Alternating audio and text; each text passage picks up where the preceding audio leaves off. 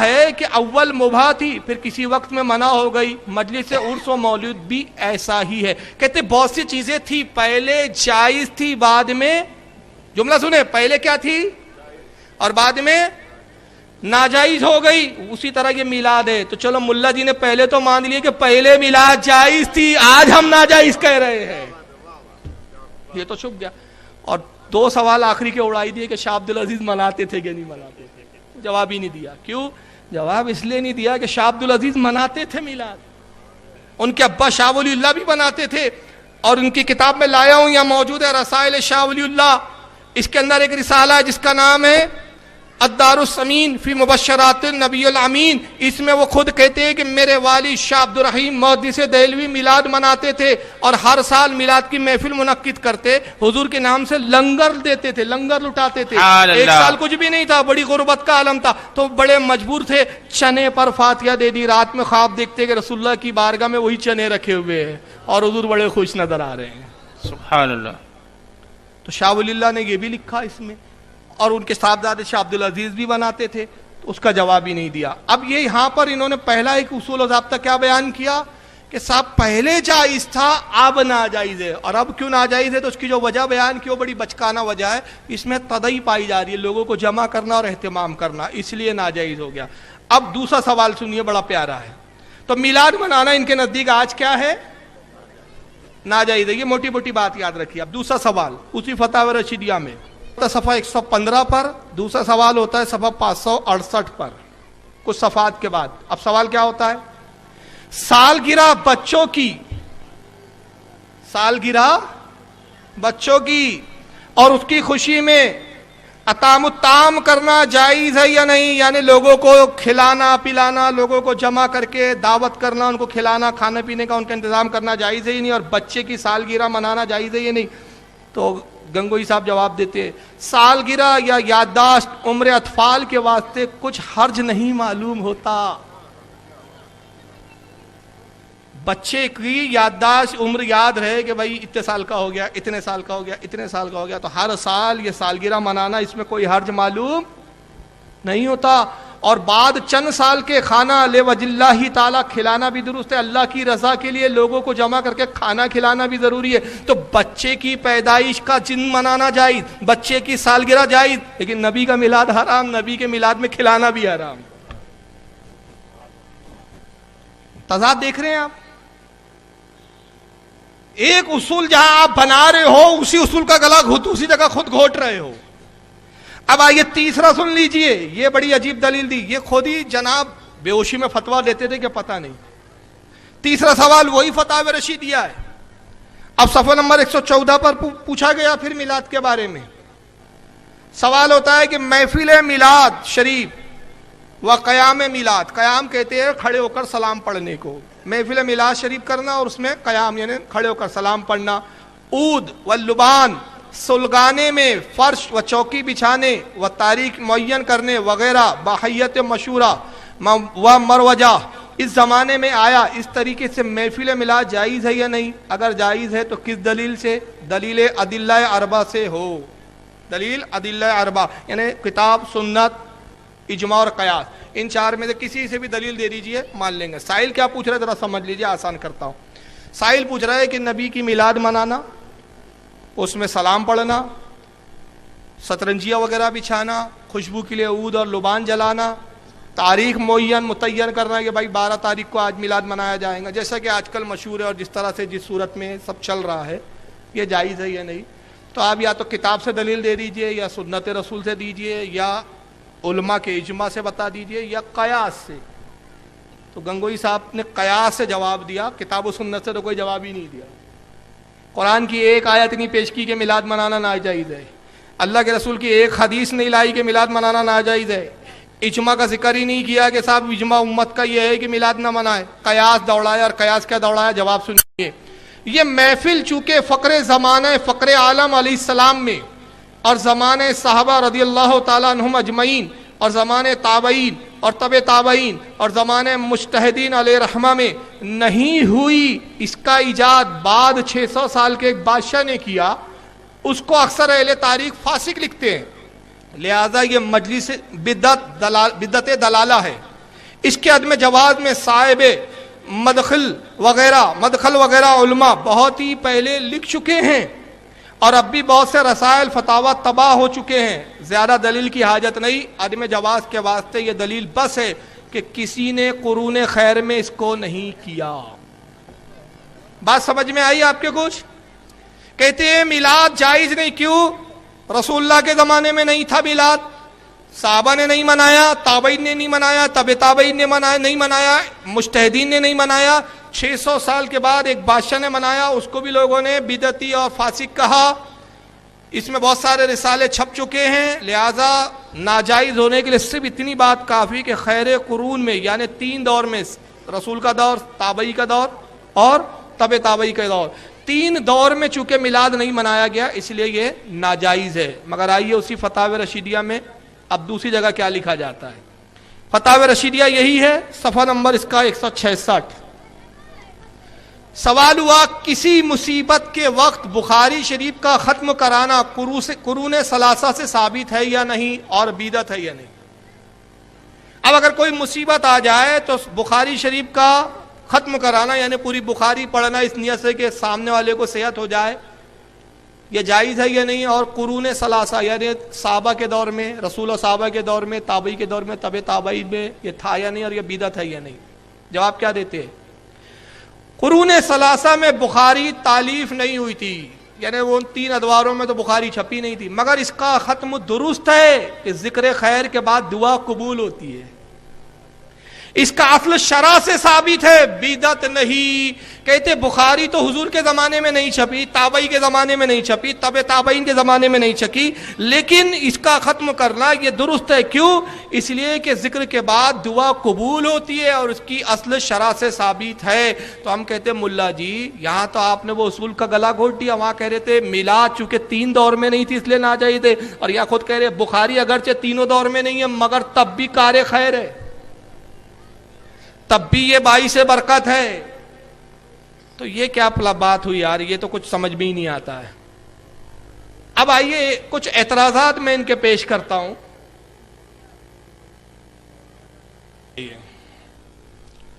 چالو کیجئے بھائی ساؤنڈ. ہاں ان کو سنو. عید اعوذ باللہ من الشیطان الرجیم، اللہ کے نبی کی حدیث ہے، اللہ کے نبی کی حدیث ہے. اسلام میں صرف عیدین ہے.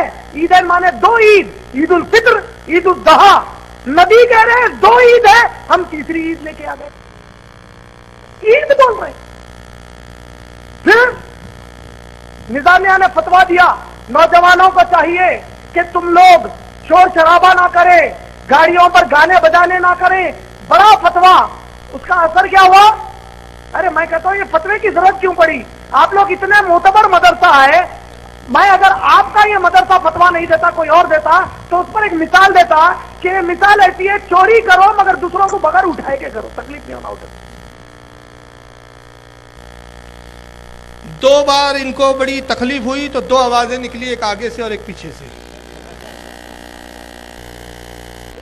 تو آواز یہ نکلی عید. کہاں سے نکلی پتہ نہیں. کا عید کہہ رہے اس کو، میلاد النبی کو عید کہہ رہے. بھائی ہم کہہ رہے تجھے تکلیف کیوں ہو رہی ہے؟ ہمارے لیے تو عید ہے، اب تیرے لیے میت کا دیر ہے تو تو جنازے مانا.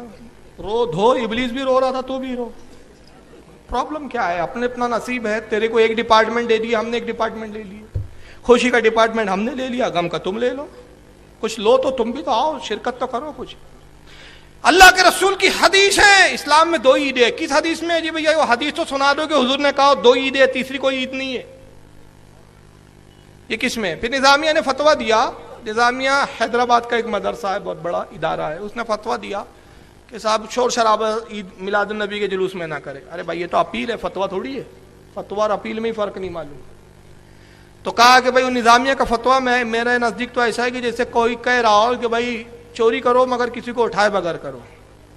تو یہ اتنا بڑا جاہل ہے. بھائی یہ بتائیے برائی روکی جائیں گی یا برائی کے چکر میں اچھائی کو بھی ختم کر دیں گے آپ؟ ہاں میں نے ایک مثال دی ابھی شادی کی، اور وہی مثال پیش کر رہا ہوں. شادی میں خرافاتیں ہوتی ہے یا نہیں ہوتی ہے؟ ہاں. اور شادی کیا ہے؟ نکاح کیا ہے؟ سنت ہے. تو تو اب سنت کی ادائیگی کے لیے کیا ان خرافاتوں کی بنیاد پہ وہ سنت بھی چھوڑ دی جائیں گی؟ کہیں گے بھائی چھوڑو، اس میں بہت خرافات ہو گئی تو نکاح ہی مت کرو۔ اب عقلمند آدمی کہیں گا بھائی نکاح کیا جائے گا، خرافات کے خلاف سمجھایا جائے گا۔ بہت ایک آسان مثال دوں، سر میں درد ہو تو کیا کریں گے بھائی آپ؟ ارے بولو کیا کریں گے آپ؟ سر میں درد ہو رہا ہو تو نہیں دیوبندی وہاں بھی سری کاٹ کے پھینک دیں گا، بولیں گا نہ رہیں گا سر، نہ رہیں گا درد، سری کاٹ کے پھینک دیں گا۔ تو بھائی جلوس تو بہتر ہے، ٹھیک ہے، مباح ہے، نبی کے یاد منانے کے لیے میلاد منانا، جلوس کے میں خوشی کا اظہار کرنا، لوگوں پہ ظاہر کرنا، اسلام کی شوقت کو دکھانا، غیر مسلموں میں اپنی میجارٹی کو ایک ظاہر کرنا کہ بھئی نبی کے چاہنے والے آج لاکھوں کی تعداد میں اپنے نبی کا ذکر کرتے ہوئے گزر رہے ہیں، یہ تو اچھی بات ہے، مباح ہے۔ ہاں اب اس میں اگر کوئی خرافاتیں ہو رہی ہے اس کو دور کیا جائے گا، نہ کہ جلوس ہی ختم کر دو۔ یہ کہتے ہیں نہیں صاحب جلوس ہی ختم کر دو، تو ہم نے کہا تم نکاح بھی بند کر دو اور سر میں درد ہو تو سری کاٹ کے پھینک دو۔ اب ایک صاحب نے اور یہی بات کہی تھی، اس پر ایک تیسرے صاحب کو جھٹکا لگا، یہ تو گھمن نے جواب ہی نہیں دیا، اس کا نام ہے الیاس گھمن، اور اس کے بارے میں میں نے کہا تھا کہ بھائی پتہ نہیں کہاں گھوم گئے تھے، میں نے تو پوچھا تھا، تو لوگوں پوچھ لو تو لوگوں کو تکلیف ہوتی ہے یار۔ سنیے یہ الیاس گھمن صاحب کے کہتے ہیں، یہ دیوبندیوں کے عالم ہے، یہ ساؤنڈ چالو کیجیے یار، بار بار بولنا پڑتا ہے ساؤنڈ۔ جب سے عید میلاد النبی نہ منانے پر اعتراض کیا جاتا ہے، نبی کے منکر ہے علیہ باللہ صلی اللہ علیہ وسلم، بھئی اعتراض تو ان پر ہونا چاہیے جو عید مناتے ہیں، ان پر اعتراض نہیں ہے جو عید نہیں مناتے۔ بتاؤ عیدیں کتنی ہیں جی؟ 2 یا 3؟ تو جو تیسری کرے اعتراض اس پہ ہے، یا جو تیسری نہ کرے اعتراض اس پہ ہے؟ جب رات میں فرض نمازیں کتنی ہیں؟ تو کوئی 6 پڑھے تو پھر اعتراض اس پر ہے، یا جو چھٹی نہ پڑھے اس پر ہے؟ بتاؤ بھائی، بات سمجھ آ رہی ہے؟ وتر کی رکعتیں کتنی ہیں؟ بولو نا۔ اگر کوئی بندہ 5 پڑھے تو پھر اعتراض اس پر ہے، یا جو 5 نہ پڑھے اعتراض اس پر ہے؟ بھائی اعتراض اس پر ہے جو اس نے عید کا اضافہ کیا ہے، جس نے عید کا اضافہ نہیں کیا اس پر کیا اعتراض ہے؟ رسول اللہ صلی اللہ علیہ وسلم کی آمد پر ہم خوش ہیں، اور اللہ کی قسم کائنات میں سب سے زیادہ خوشی پیغمبر کی دنیا کے آمد پر ہے۔ لیکن عید نہ کہو، عید ہیں ہی 2، عیدیں زیادہ عید مت کہو، 2 عیدیں ہیں، زیادہ عیدیں نہیں ہیں، پیغمبر کے آنے پر ہم خوش بہت ہیں، مگر عید مت کہو۔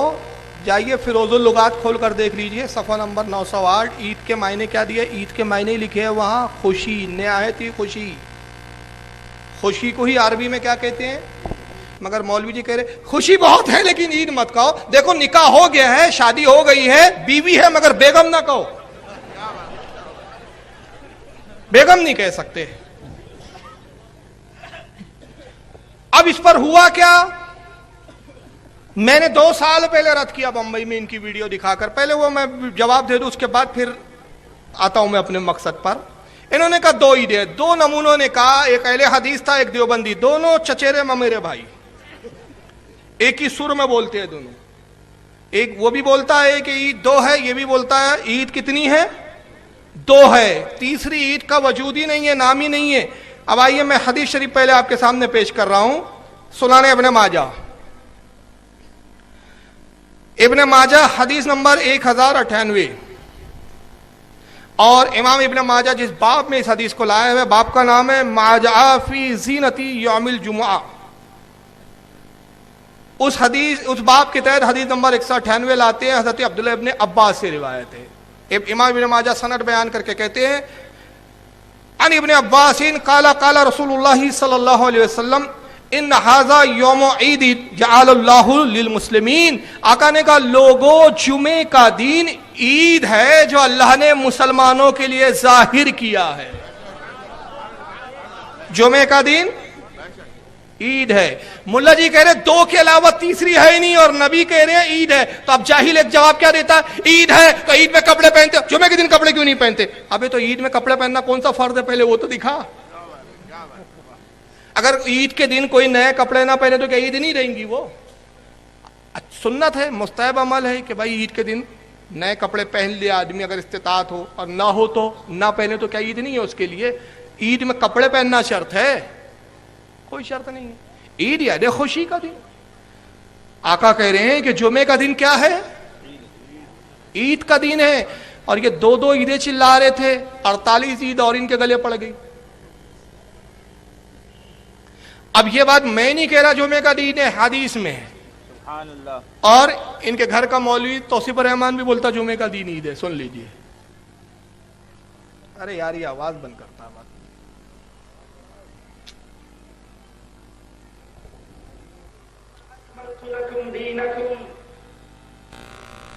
میں نے آج تم پہ تمہارا دین پورا کر دیا. ایک یہودی عمر ابن خطاب رضی اللہ عنہ وارضا سے آ کر سوال کرتا ہے کہ آپ کی کتاب میں یہ آیت کہ اللہ نے اس دین کو پورا کیا، اپنی نعمت کو پورا کیا، تمہارے لیے اسلام کو پسند کیا، اگر یہ آیت ہماری کتاب میں اترتی، ہم یہودیوں پہ نازل ہوتی، جس دن یہ نازل ہوتی اس دن کو ہم عید کا دن پکڑ لیتے. یہ بھی کہہ رہے ہیں کہ جمعے کا دن عید ہے. عمر ابن خطاب. اب آئیے جمعے کا دن حضور نے عید کا، اور یہ کہہ رہے دو عیدیں. دو عیدیں کون سی ہے؟ ایک بقرہ عید اور ایک رمضان عید، یعنی عید الاضحیٰ اور عید الفطر. آئیے سنن ابن ماجہ پھر دوبارہ دیکھیں. اب اس میں ایک دوسری حدیث آتی ہے، کیا ہے وہ بھی؟ امام ابن ماجہ اس کو لائے باب فی فضل الجمعہ، حدیث نمبر 1084. حضرت لبابہ ابن عبد المنذر رضی اللہ تعالیٰ عنہ صحابی، ان سے روایت ہے. ان ابی لبابہ ابن عبد المنذری قال قال النبی صلی اللہ علیہ وسلم. لبابہ ابن منذر سے عبد المنذر سے روایت ہے، وہ کہتے ہیں کہ نبی پاک صلی اللہ علیہ وسلم نے ارشاد فرمایا ان یوم الجمعۃ سید الایام واعظمها عند اللہ وهو اعظم عند اللہ من یوم الاضحیٰ و یوم الفطر. آقا نے کہا کہ لوگوں، جمعے کا دن دنوں کا سردار ہے. تمام دنوں کا سردار کون سا دن ہے؟ جمعے کا دن. اور اللہ کے نزدیک اس کی عظمت بہت زیادہ ہے. اللہ کے نزدیک جمعے کا دن عید اضحیٰ یعنی بقرہ عید اور عید الفطر یعنی رمضان عید اس سے بھی زیادہ بہتر اور افضل ہے. سبحان اللہ سبحان اللہ سبحان اللہ. جمعے کا دن عید الفطر سے بھی افضل ہے اور عید الاضحیٰ یعنی بقرہ عید سے بھی افضل ہے.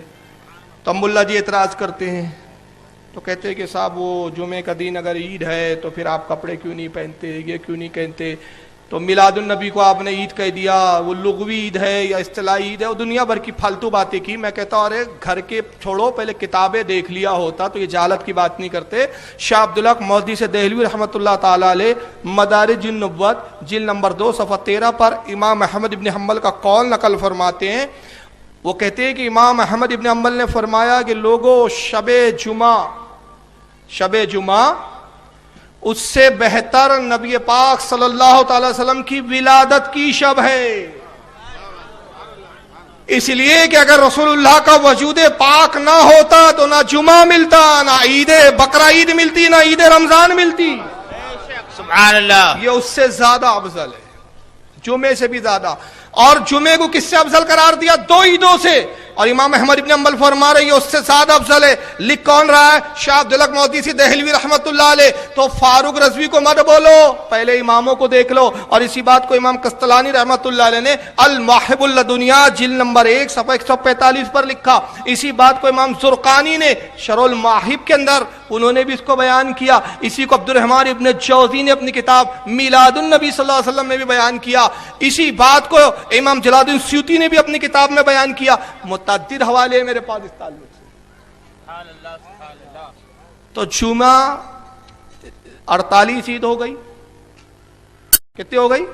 48. 2 وہ پکڑ لیجئے 50. اور اس کے بعد میلاد النبی 51. اور پھر میں نے اپنی تقریر میں کہا، اور تقریر میں یہ جملے میں نے دہرائے، وہ ویڈیو نیٹ پر موجود ہے، لیکن میں ایک بات عرض کر دوں کہ جب تک وہابی دیوبندی جھوٹ نہ بولے اپنے باپ کی اوریجنل اولاد ہو نہیں سکتا. میں نام نہیں لے رہا ہوں، میں بیکار لوگوں کے نام لے کے خاموں کا اس کو پبلسٹی نہیں دے رہا. جن لوگوں نے ویڈیو دیکھے وہ سمجھ رہے ہیں تیر کدھر چل رہے ہیں، نشانہ کہاں ہے. جو جانتے، جو نہیں جانتے ان کو ضرورت بھی نہیں ہے جاننے کی.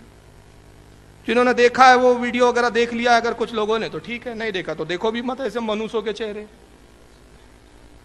تو سامنے والا کہتا ہے کہ اب میں نے اس میں یہ کہا، وہ تقریر آپ سن لیجئے گا، نیٹ پر ڈلی ہے، میری تو ساری تقریریں نیٹ پر آتی ہے.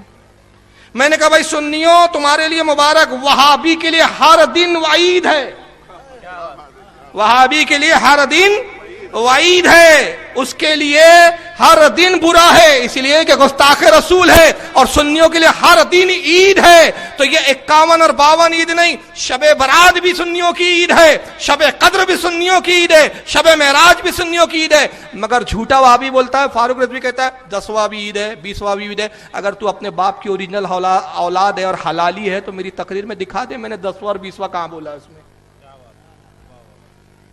ابے منوس ہمارے ہاں تو اعلیٰ حضرت نے لکھا ہے 10ویں میں اور 20ویں میں دعوت کرنا جائز نہیں ہے، ایک رسالہ ہے اعلیٰ کا پورا کہ چہلم 10واں 20واں یہ غربا اور مساکین کے لیے ہے، اس میں جو کچھ کھلایا جائے غربا اور مساکین کو، اغنیا صاحب حیثیت لوگوں کے لیے کھلانا جائز ہی نہیں ہے، تو اس کو ہم عید کیسے بولیں گے؟ اگر تو حلالی ہے، میں اس لیے لفظ یہ بولتا ہوں کیونکہ جب جھوٹ بولتا ہے نا وہاں بھی تو غصہ آتا ہے۔ میں کہتا ہوں دفاع کرنا ہے، اپنی جماعت کو تم بچانا چاہتے ہو بچاؤ، کوئی عرض نہیں ہے، حالانکہ ہونا جانا کچھ نہیں ہے۔ تم اپنے ملا کے دفاع میں آئے ہو، بہت اچھی بات ہے، آؤ تم اپنے ملا، تمہارا بے غیرت ملا تو جواب نہیں دے رہا، اب تم اس کے ناجائز بچے آئے ہو میدان میں، ٹھیک ہے، لیکن اتنی ہی بات بولو جو ہم نے بولی ہے، تاکہ جب تم ہماری اصل بات کا جواب دو تو ہم بھی پھر اس کا جواب دیں۔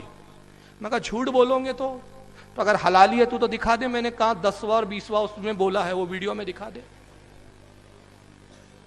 تو وہاں بھی جب تک جھوٹ بولے گا نہیں وہ اپنے باپ کی اوریجنل اولاد نہیں ہو سکتا۔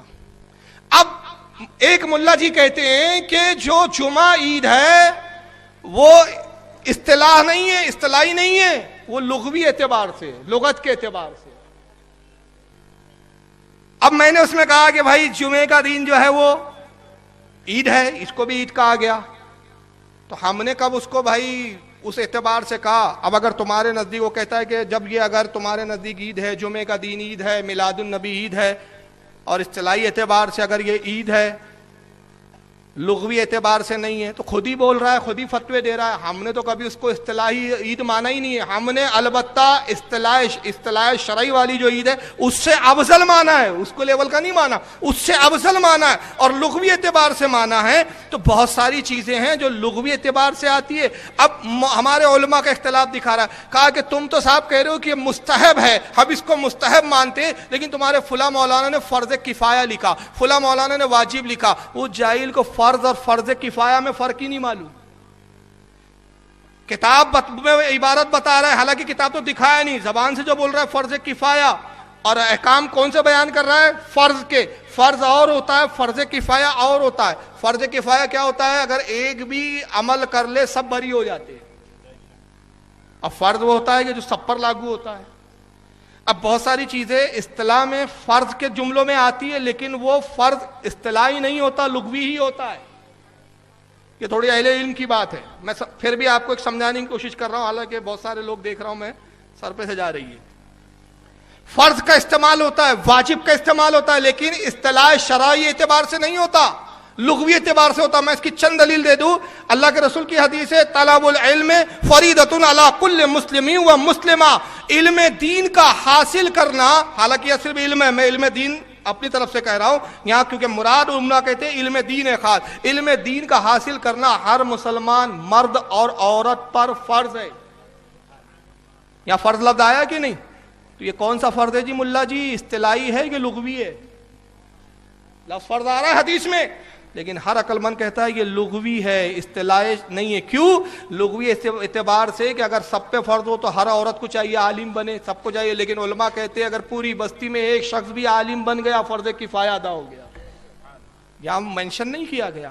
آئیے دوسری دلیل سن لیجئے۔ رسول اللہ ہجرت کر کے تشریف لائے مدینے میں، تو حضرت عمیر رضی اللہ تعالیٰ صحابی رسول تھے، انہوں نے مدینے کی بچیوں کو رسول اللہ کے استقبال کے لیے ایک نعت سکھائی۔ حضرت عمیر نے کہا جب حضور تشریف لائے مدینے میں داخل ہو تو اے عرب کی انصار کی بچیوں تم حضور کے استقبال میں یہ اشعار پڑھنا۔ کیا اشعار تھے؟ بڑے مشہور ہے، طلع البدر علینا من ثنیات الوداع وجب الشکر علینا، وجب الشکر علینا ماذا للہ دائی، ہم پر طلوع ہوا 14ویں رات کا چاند، سرکار کو کہہ رہی ہے 14ویں رات کا چاند. کہاں سے؟ سنی واتل ودائی پہاڑ کی طرف سے, وہ پہاڑ جہاں مہمان کو رخصت کیا جائے, اس پہاڑ کی طرف سے 14ویں رات کا چاند ہم پر طلوع ہوا. وجبت شکر علینا, ہم پر واجب ہے کہ ہم شکر ادا کریں. کون سا واجب ہے بھائی؟ یہ اصطلاحی ہے کہ لغوی ہے ملا جی؟ اصطلاحی ہے, لغوی نہیں ہے. وجب شکر علینا, ہم پر واجب ہے کہ ہم شکر ادا کریں. ماذا للہ دائی, جب تک کہ مصطفیٰ کے نام لے ہوا ہے تب تک ہم پر واجب ہے. تو بہت سارے جملے لفظ آتے لیکن وہ وہاں مراد لغوی ہوتے ہیں, اصطلاحی نہیں ہوتے. جیسے کہ ایک بڑی مشہور حدیث ہے, کیا اس حدیث کی روشنی میں فتویٰ لگاؤں گے تم کفر کا؟ اللہ کے نبی نے ارشاد فرمایا, من ترک الصلاۃ متعمدا فقد کفر, جس نے ایک وقت کی بھی جان بوجھ کر نماز چھوڑ دی فقط کفر, وہ کافر ہے. پورا مجمع میں ایک بھی مسلمان نہیں ہے. پھر کون ہے جی جس نے ایک وقت کی نہ چھوڑی ہو؟ تو یہ جو کفر ہے یہ اصطلاحی ہے کہ لغوی ہے؟ ہر کوئی عقل مند عالم جانتا ہے. جاہل اس کے جیسا جاہل بیٹھ جائے گا نا 10x10 کے کمرے میں موبائل لے کر, وہی جاہل ایسا اس کو سمجھے گا. کہا کہ صاحب تمہارے علماء نے واجب لکھا ہے. ابے وہ سب لغوی اعتبار سے واجب فرض, کسی نے بھی اصطلاحی اس کے اعتبار سے نہیں لکھا. اب اس میں تعویلات کیا ہے؟ جنہوں نے اس کو فرض کفایہ کا اس اعتبار سے کہ قرآن میں اللہ فرماتا ہے وَأَمَّا بِنِعْمَتِكَ رَبُّكَ فَحَدِّثْ, جب تمہیں رب کی طرف سے کوئی نعمت ملے تو تمہیں چاہیے کہ اس کا شکر ادا کرو. تو یہ اللہ کی طرف سے حکم ہے. اس آیت کے ضمن میں انہوں نے کہا کہ فرض کفایہ ہے. اب رسول صلی اللہ علیہ وسلم نے اپنا میلاد خود منایا, اس کے ضمن میں کہا کہ میلاد منانا سنت ہے. اختلاف نہیں ہے علماء میں, جو سنت کہہ رہے ہیں وہ اس اعتبار سے کہہ رہے ہیں, جو فرض کفایہ کہہ رہے ہیں اس قرآن کی آیت کو سب کے. اور ایسے بے شمار مسائل ہے جس میں ایک مسئلے پہ ایک امام کہتا ہے فرض ہے, دوسرا کہتا ہے واجب ہے. امام شافعی کے نزدیک کوئی چیز واجب ہے تو امام ابو حنیفہ کے نزدیک فرض ہے. ایک مثال دے دوں میں آپ کو, بڑی آسان مثال. امام قاضی عیاض نے اپنی کتاب الشفا میں لکھا, اور وہ یہ ہے کہ امام مالک کے نزدیک رسول اللہ صلی اللہ علیہ وسلم پر پوری زندگی میں ایک مرتبہ, کم از کم ایک مرتبہ درود شریف پڑھنا فرض ہے. مگر بعض علماء فرماتے کہ جب جب نبی کا نام آئے تب تب درود پڑھنا فرض ہے. اس کو اختلاف نہیں کہیں گے, یہ تحقیق کی بات ہے اپنی اپنی. جو ہر بار نام آنے پہ فرض کہہ رہے ہیں وہ فرض اصطلاحی نہیں ہے, فرض لغوی ہے وہ. اب یہاں کہ دیکھو اختلاف ہو گیا, امام مالک کہہ رہے زندگی میں ایک بار میں کام چل جائے گا, اور یہ کہہ رہے نہیں جب بھی نام آئے حضور کا وہاں پر. ارے تو ہر آدمی سمجھے گا وہ ایک بار جو کہہ رہے ہیں وہ اصطلاحی فرض ہے, یہ لغوی فرض ہے. یہ زمین آسمان کا فرق ہے. پھر اس کے بعد ملا جی نے کیا کہا معلوم ہے؟ وہ اس میں کہا فاروق رضوی کو جاہل پڑھنا نہیں آتا. میں نے اس میں لفظ سید الایام کو سید الایام پڑھ دیا, زیر کی جگہ یہاں پہ زیر ہے تو میں نے زبر سے پڑھ دیا. پوری جماعت کی کھلی وہ ہو گئی خوش, او بچ گئے اپنے گھمن بابا, بچ گئے اپنے گھمن بابا. حالانکہ سبقت لسان ایک عام بات ہے. تقریر میں آدمی بیٹھتا ہے, اور خاص طور سے میری اپنی جو تقریر ہوتی ہے نا, تمہاری ایسی نہیں ہوتی رٹافیکیشن لے کر آتے. تم سوچ رہے لیپ ٹاپ ہے تو دیکھ کے پڑھتا, جی نہیں, لیپ ٹاپ میں ویڈیو میرے بھرے ہوتے ہیں, وقت پہ میں ڈیسائیڈ کرتا ہوں کب کیا دکھانا اور کیا نہیں دکھانا ہے. یہ اسٹیج پہ بیٹھے ہوئے لوگ جانتے دیکھتے کہ میں کب کیسے اپنا پلان بدلتا ہوں حالات کے حساب سے. حالانکہ موضوع کچھ تھا, کچھ اور چل رہا ہے, اور میں صرف ویڈیو کا استعمال کرتا ہوں. اور 3 وقت ذہن ہوتے ہیں میرے, ایک یہ کہ میں بول رہا ہوں یہاں بھی ذہن ہے, کیا بولنا ہے وہ بھی ہے, اور وہ ویڈیو کیا دکھانا ہے اس طرف بھی ذہن ہے. یہ تمہاری تقریر سے زیادہ مشکل کام ہے. تم تو بیٹھے ہو اور اٹھ کر آ گئے توتے جی کمرے میں بیٹھ کر سنا دیا, یہ اس سے زیادہ مشکل ہے. اس لیے تمہاری جماعت میں اب تک کوئی پیدا بھی نہیں ہوا ایسا, سمجھ رہے آپ. اب اس کے بعد کہتے دیکھو سید الایام کو سید الایام پڑھ دیا, اس نے سید الایام پڑھ دیا, سید الایام ہے, زیر ہے. ہم نے کہا اچھا ذرا اپنے گھر کا بھی تو جائزہ لو. چلو ایک معلومات بھی ہو جائیں گی آپ کو. اس بہانے انگلی دے کر اس نے اپنے پیر پہ کلاڑی ماری ہے. ذرا آئیے تھانوی صاحب کیا کہتے ہیں ان کے حکیم الامت. کتاب کا نام الافادات الیومیہ, کتاب کا نام الافادات الیومیہ, جلد نمبر 4, صفحہ نمبر اس کا 63, ملفوظ نمبر 101. تھانوی صاحب کہتے ہیں ایک عربی خط کے جواب کے سلسلے میں فرمایا عربی بولنے یا لکھنے میں مجھ کو مہارت نہیں. تھانوی صاحب کہتے ہیں مجھ کو عربی بولنا بھی نہیں آتا اور لکھنا بھی نہیں آتا, نیل بٹے سناٹا, میں جاہل ہوں, پھر بھی لوگ میرے کو حکیم الامت بول رہے ہیں. کہ پہلا مجدد تھا کہ اپنے جہالت کا اظہار خود کرتا تھا. ہاں اللہ کا شکر ہے ضرورت بھی بند نہیں ہوتی. دیکھو جاہل کتنا بڑا ہے, کہتا ہے عربی بولنا مجھے آتا نہیں, عربی بولنے پر میں قادر نہیں, لکھنے پہ اللہ کا شکر ہے, اس پر اللہ کا شکر ہے.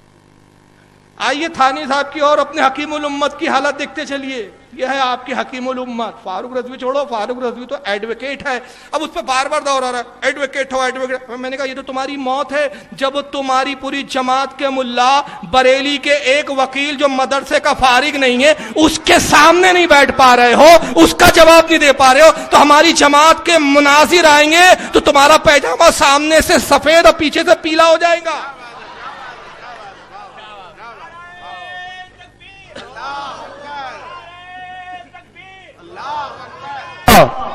یا رسول اللہ, سبحان اللہ سبحان اللہ. تو کی بکواس جس کا کوئی تعلق نہیں. ابے اصل مسئلے کا جواب دے اگر تجھے دینا ہے. فاروق رضوی کی پریکٹس نہیں چلی. ابے جاہل جب معلوم نہیں تو بولتے کیوں؟ تم ایک طرف کہتے ہو نبی کو علم غیب نہیں, تجھے کہاں سے غیب آ گیا؟ ابے میری پریکٹس چلی نہیں. ابے جاہل میں نے وکالت کبھی زندگی میں کی نہیں. کوئی مائیکل الوہابی ثابت کر دے کہ ایک دن بھی میں نے کورٹ میں قدم رکھا ہو. جب میں 3rd ایئر میں پڑھ رہا تھا, اب آج بتا رہا ہوں, حالانکہ میں یہ بتانے کی کوئی ضرورت نہیں محسوس, لیکن اب بتا رہا ہوں کیونکہ وہاں بڑے جواب نہیں دے رہے میری کسی بات کا. فاروق رضوی وکیل ہے. ابھی تو تمہارے لیے موت ہے کہ بریلیوں کا ایک ماڈرن تعلیم یافتہ تمہاری ایسی تیسی کر رہا ہے. یہ تو تمہارے لیے موت ہے. 3rd ایئر کا جب میں فائنل ایگزام دے رہا تھا, اسی درمیان میں اعلیٰ حضرت فاضل بریلوی کی فتاوی رضویہ میری نظر میں آئی. اب پڑھنے لکھنے کا دینی علم کا شوق بچپن سے تھا. میں نے سب سے پہلی کتاب اس وقت لکھی تھی, سارے لوگ جانتے کیونکہ وہ کتاب آج بھی چھپتی ہے اور یہ وہابڑے بھی پڑھتے ہیں اس کتاب کو. بلکہ دلی جائیں گے نا تو وہابڑے چھاپتے ہیں کیونکہ اس پہ مال بہت ملتا ہے. کرین ہے زندگی. میری شادی بھی نہیں ہوئی تھی, ازواجی زندگی پہ لکھی تھی. اس وقت میری عمر 18 سال تھی. پہلی کتاب تھی. اس کے بعد 40 کتابیں لکھی. حضور مفتی غلام محمد صاحب کی میں صحبت میں رہا, ان سے کچھ پڑھا. علامہ ارشد القادری صاحب کی میں نے کچھ صحبتیں اٹھائی. مفتی عبدالحلیم صاحب کی میں نے صحبت, کئی علماء کی صحبتوں میں رہا اور ان سے میں نے سیکھا اور جانا. تو بچپنے سے مجھے شوق تھا. لیکن جب میں پڑھ رہا تھا 3rd ایئر میں, تو اعلیٰ حضرت فاضل بریلوی کا فتویٰ ایک دن میں پڑھ رہا تھا, فتاوی رضویہ. اس وقت 12 جلدوں میں چھپتی تھی, اب 30 ہو گئی. تو اس میں اعلیٰ حضرت فاضل بریلوی سے سوال ہوا کہ وکالت کا پیشہ کیسا ہے. اعلیٰ نے فرمایا حرام, اس لیے کہ اس میں جھوٹ بہت بولنا پڑتا ہے. دوسرا کہ جو قانون ہے وہ ہمارے اسلامی قانون کے بہت ساری چیزیں مخالف ہے, انگریزوں کا بنایا. اس وقت انگریزی حکومت تھی. اعلیٰ نے فرمایا کہ وکالت کا پیشہ درست نہیں, اس کی کمائی درست نہیں.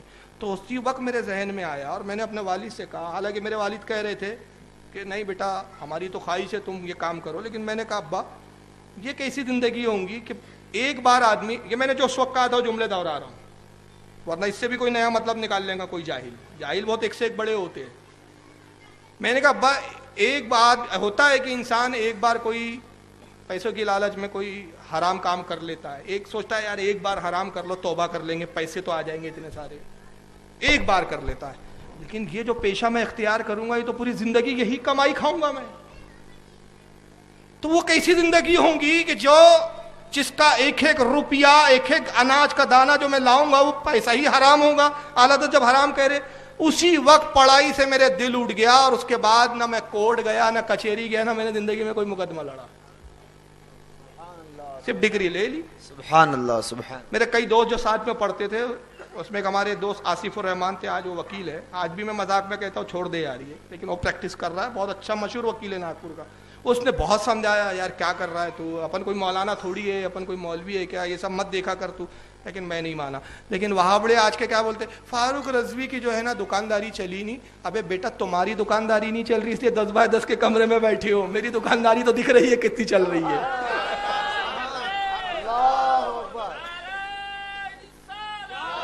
اب اس سے موضوع کا کیا تعلق ہے مجھے بتائیے, اس سے کوئی موضوع کا تعلق. لیکن جاہل آدمی فضول باتیں کر رہا ہے, دکانداری نہیں چلی لی, لیپ ٹاپ لے کر آ جاتا ہے, لیپ ٹاپ لے کر جھوٹ بولتا ہے. ابے پہلے یہ طے کرو مجھ سے تکلیف ہے کہ میرے لیپ ٹاپ سے تکلیف ہے, پہلے طے کرو. اور یہ تو اللہ کا کرم ہے. خدا کی قسم میں آج تحدیث نعمت پر کہہ رہا ہوں اور اپنے دوستوں سے بھی کہتا ہوں کہ اگر میں وکالت کرتا تو اتنا روپیہ نہ آتا جتنا آج اللہ اپنے حبیب کے صدقے میں دے رہا ہے. اور میں یہ کہہ رہا ہوں تیرے ٹکڑوں پہ پلے غیر کی ٹھوکر پہ نہ ڈال, جھڑکیاں کھائے کہاں چھوڑ کے صدقہ. سبحان اللہ. نعرہ تکبیر, نعرہ رسالت, آمد مصطفیٰ کانفرنس, فاروق رضوی صاحب قبلہ.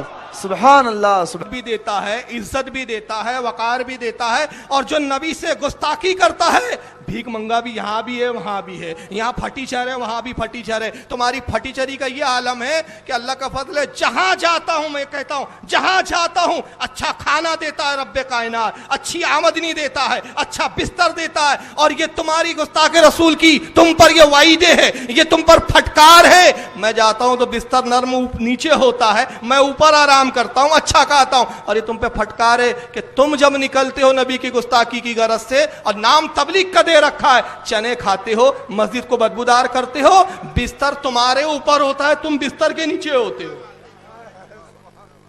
ہوتے ہیں کہ نہیں؟ اور تمہاری حالت دیکھ کے تو مجھے حالت کا وہ شعر یاد آنے لگتا ہے, جو تیرے در سے یار پھرتے ہیں در بدر یوں ہی خار پھرتے ہیں. اب آئیے ذرا تھانوی صاحب کی دیکھ لیجئے, بات پھیل گئی تھوڑی دور, میں سمیٹ رہا ہوں مضمون کو کیونکہ ایک خاص اور موضوع چھیڑنا ہے, آج وقت کی قید نہیں ہے. صفحہ 221 ملفوظات ہے حکیم الامت صاحب کی, جلد نمبر اس کی 2 ہے. تھانوی صاحب خود کیا کہتے ہیں, حکیم الامت ہے ان کی, ذرا سنیے. یہ فاروق رضوی کو سید الایام اور سید الایام کا فرق بتا رہے ہیں. اپنے گھر میں جھانک کر دیکھو ملا جی. تھانوی صاحب کہتے ہیں بعض عبارتیں میری ہی پہلی لکھی ہوئی اب میری خود سمجھ میں نہیں آتی. یہ اپنا ہی لکھا ہوا نہیں سمجھ پا رہا ہے تو یہ اللہ کا سمجھ بتایا ہوا کیا سمجھے گا. بعض عبارتیں میری ہی پہلی لکھی ہوئی اب خود میری سمجھ میں نہیں آتی. آج ہی کا واقعہ ہے, ایک فتویٰ میرا ہی لکھا ہوا نکل آیا, بڑے غور و فکر سے بار بار دیکھا تب سمجھ میں آیا. میرا ہی فتویٰ, صفائی وائی ہوئی گھر کی, نکلا تو میں سوچ کیا لکھا تھا میں نے, کیا بولا تھا میں نے, کیوں میری حالت یہ ہے بک رہا ہوں جنون میں, کیا نہ جانے کیا کیا, کچھ نہ سمجھے خدا کرے. تو میرا ہی لکھا ہوا فتویٰ, تو یہ ان کے حکیم الامت کی حالت ہے. ایک اور چیز دیکھ لیجیے حکیم الامت کی. اب یہ میلاد کیوں نہیں مناتے, ان کی مجبوری ہے اصل میں. نبی کا میلاد وہ مناتا ہے جس کو اپنے نبی کی عظمتیں معلوم ہے, اور جس کو عظمت نبی کا ہی پتہ نہیں, جو دن رات نبی کی گستاخیوں میں لگا رہتا ہو, وہ کیا میلاد منائیں گا. الافادات الیومیہ جلد نمبر 2 صفحہ نمبر 290 ملفوظ نمبر 520. تھانوی صاحب بیان کرتے ہیں کہ جب دیوبند میں بڑا جلسہ ہوا تھا, غور سے سنیے, دیوبند میں کیا ہوا, ایک بہت بڑا جلسہ ہوا دیوبند کے مدرسے میں. اس میں مجھ سے حضرت مولانا دیوبندی رحمت اللہ علیہ نے فرمایا تھا, ان کے کوئی دیوبندی مولانا تو ان کا نام ہی مولانا دیوبندی پڑ گیا. انہوں نے مجھ سے اس جلسے میں کہا, تھانوی صاحب کہتے ہیں کہ اس جلسے میں حضور صلی اللہ علیہ وسلم کے فضائل بیان کرنا مناسب ہے. یہ جلسے میں حضور کے کیا کرو, فضائل بیان کرو, کچھ حضور کی فضیلت پر خطاب کر دو. تھانوی صاحب اب کیوں کرو, اس کی وجہ بھی سنیے آگے.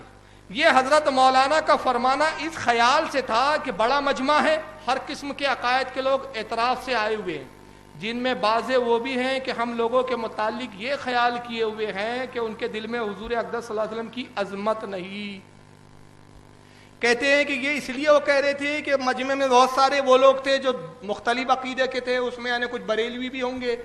تو مولانا تھانوی کہہ رہے سے انہوں نے کہا مولانا دیوبندی نے کہ تھانوی صاحب آپ رسول اللہ کی فضیلت پر تقریر کر دیجئے. اور ان کا خیال یہ تھا کہ آپ کر دیں گے تو کچھ لوگوں کا خیال ہے کہ ہمارے دلوں میں رسول اللہ کی عظمت نہیں, ہم توہین رسول کرتے رہتے, تو ان کی غلط فہمی دور ہو جاؤ. تو ایسے لوگ رسول اللہ کے صلی اللہ علیہ وسلم کے فضائل سن کر یہ سمجھ جائیں گے کہ حضور صلی اللہ علیہ وسلم کے متعلق ان کے یہ خیالات ہیں, ان کے یہ خیالات ہیں. تو اب تھانوی صاحب جواب کیا دیتے ذرا سنیے. میں بڑی ذمہ داری سے کہہ رہا ہوں, یہاں جتنے مسند پہ علماء بیٹھے ہیں نا, کوئی بھی ابھی خطاب کے لیے نہیں آئے, سننے آئے ہیں سب.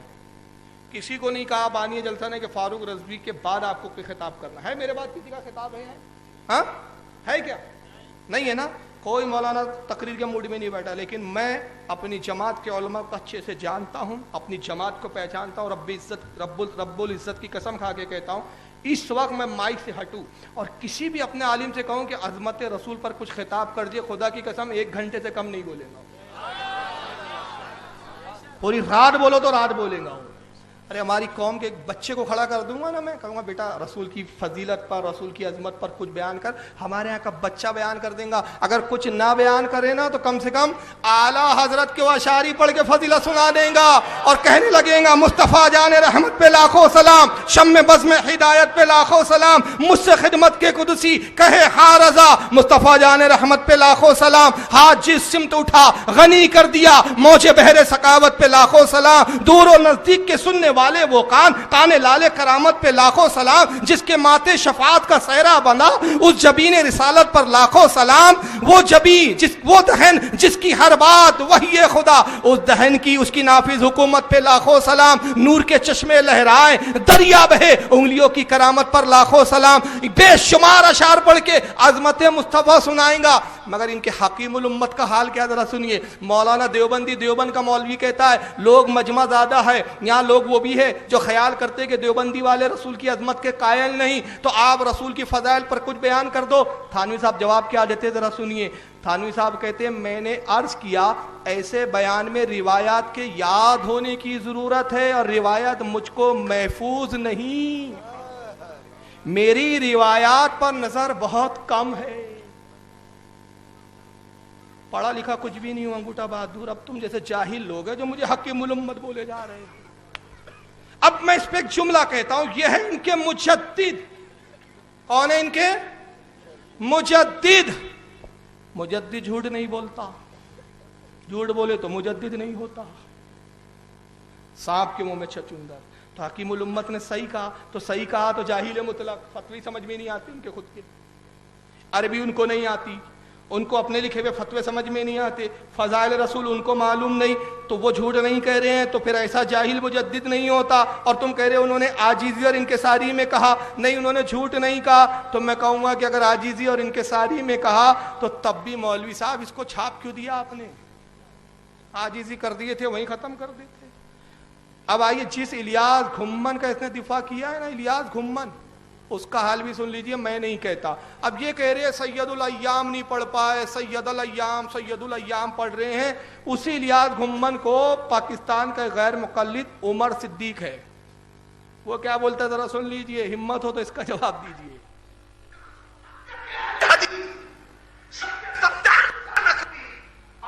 इलियास घुम्मन जाती कोड़ खिली ते छतीरा नू मैं क्यों कहता हूं हजरात, हमारे यहां जो बड़ा दीन का आलिम हो, फाजिल हो, मुहक्किक खतीब वो होता है, मुनाजिर वो होता है। शाह साहब मुहक्किक खतीब भी है, फाजिल मुनाजिर भी है, कुरान और हदीस को जानने वाले, उलूम को जानने वाले। और उधर क्या है, जो शख्स ना उसको सर्फ आती ना नहव आती, घुम्मन को नोट ना सर्फ आती ना नहव आती ना हदीस आती ना इबारत ना फनून, कोई गैरतमंद देवबंदी अगर किसी की रगों में गैरत का खून है, ईमान का खून, घुम्मन आकर नाज़रा कुरान सही पढ़ते, क्या मैंने कहा है, नाज़रा कुरान, और नाज़रा कुरान अगर सही पढ़ दे तो हम उसको मुनाज़िर मान लेंगे। रब्बुल जलाल की कसम है, घुम्मन को नाज़रा नहीं। जो उसी इलियास घुम्मन के बारे में बोल रहा है जिसका ये दिफा में आ गया, ये कहता है कि हमारा मुनाजिर, और शाह साहब करके कोई इनका मुनाजिर है, वो बहुत बड़े आलिम है, मुनाजिर है। और ये इलियास घुम्मन का आलम क्या है, इसको ना सर्फ आती है ना नह आती है। अरे नौ और सर्फ तो जाने दो, ये कुरान करीम नाजरा सही नहीं पढ़ सकता। अगर ये मेरे सामने कुरान करीम नाजरा पढ़ ले तो मैं इसको मुनाजिर मान लूं। तो जनाब ये पाकिस्तान में, और आपके घुम्मन साहब भी पाकिस्तान में है, तो जाओ इसके पास, इसको नाजरा सुना दो। لیکن آج تک گھمن صاحب نے ناظرہ نہیں سنایا، اس لیے کہ ان کو بھی پتا ہے کہ ناظرہ آتا نہیں ہے۔ لیکن اب آئیے وہابیوں کو کچھ باتوں پہ بڑا درد ہے، میں ان کا درد بھی آپ کے سامنے پیش کر دیتا ہوں۔ بڑی درد والی قوم ہے بھائی یہ۔ تو ان چالو اور جو وقت گزر رہا ہے اس بدعت کے اندر خباثتیں اور بھر رہی ہیں۔ سینما کے اندر بھی فلمیں اس دن خوشی کے ساتھ چلائی جاتی ہیں۔ ملتان کے اندر چادر شریف والی ایک سرکار ہے، اس نے 70 فٹ لمبا اور 4 فٹ چوڑا کیک بنایا، میں نے اپنی آنکھوں سے دیکھا۔ 1400 کلو مکھن ڈلا ہے اس میں، 5000 انڈے ڈلے ہیں، 600 کلو چینی ڈلی ہے، 600 کلو میدا ڈلا ہے۔ ملتان میں اس کے پڑوس میں محمد کو مارنے والے گھر کے اندر اس کے بچے بھوک سے مر گئے صلی اللہ علیہ وسلم۔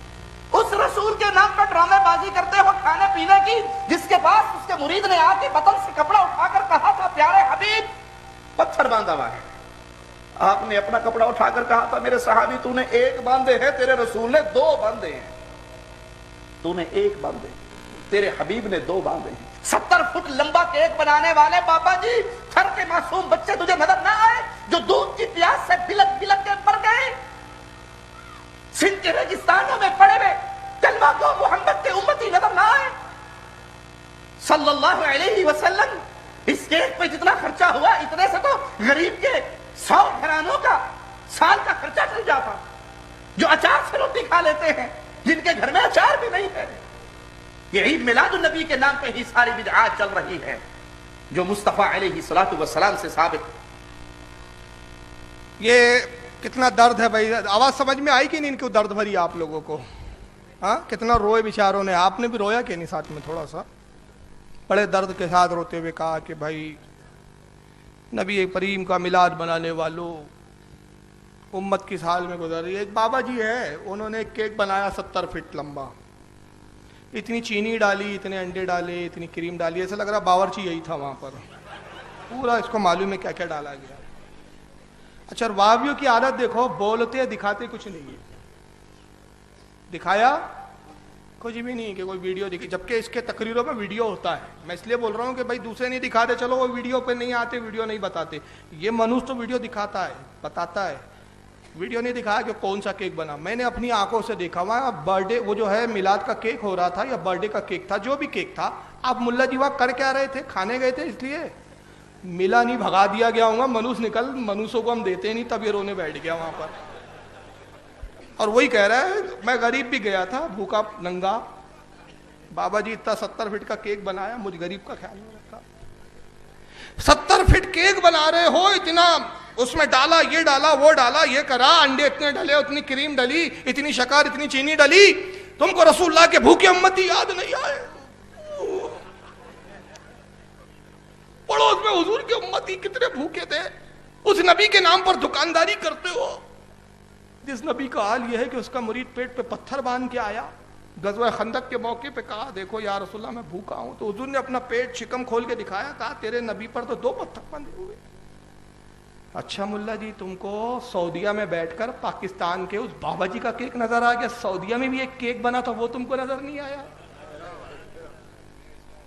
تمہیں پتہ ہی نہیں ہے کہ فاروق رضوی کے پاس کیا ہے؟ آئیے ذرا دیکھیے، 2013 میں نیشنل ڈے منایا، تمہاری گھر کا اخبار ہے میرے پاس، تمہارے جیسی ہوائی فائر نہیں کرتا، پروجیکٹر اس لیے لگایا جاتا ہے، اور لوگ پروجیکٹر سے اسی لیے چڑھتے ہیں، میرے لیپ ٹاپ سے اس لیے الرجی ہے کہ ان کے ملا ننگے ہونے لگتے ہیں، تو یہ کہتے کسی طرح تو اس کا لیپ ٹاپ بند ہو جائے۔ کیسے کیسے وائرس نہیں بھیجے وہابیوں نے، ان کو پتہ نہیں کہ یہاں بریلی کا اینٹی وائرس ہے،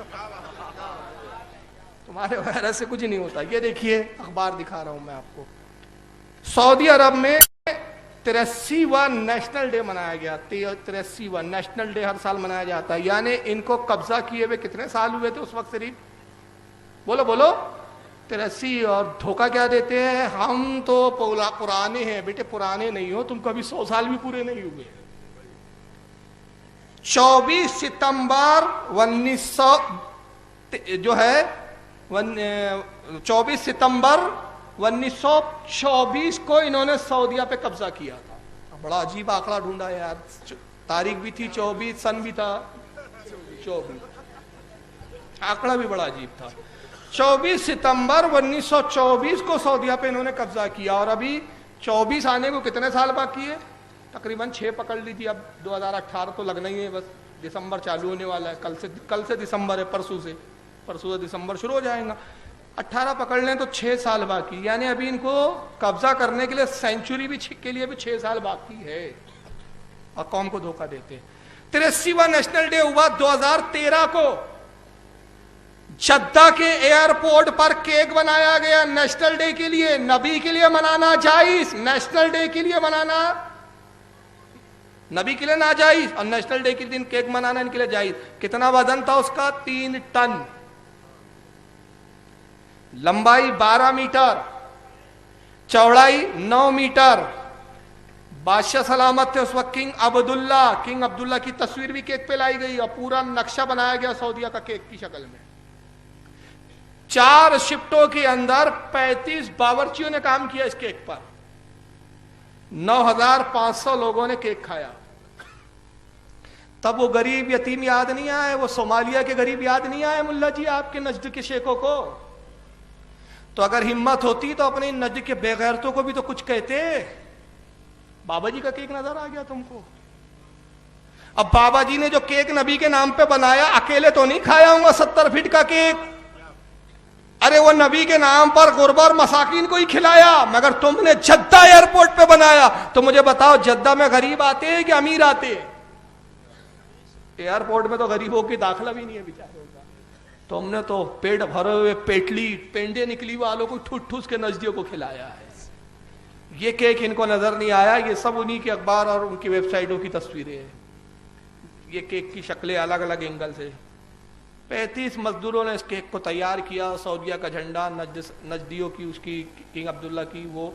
और आइए, नेशनल डे हर साल होता है और ये हर साल नेशनल डे भी होता है और हर साल 31 दिसंबर को जश्न मनाते सारे नजदी। 31 दिसंबर को काय का जश्न मनाते भाई? बोलो काय का मनाते?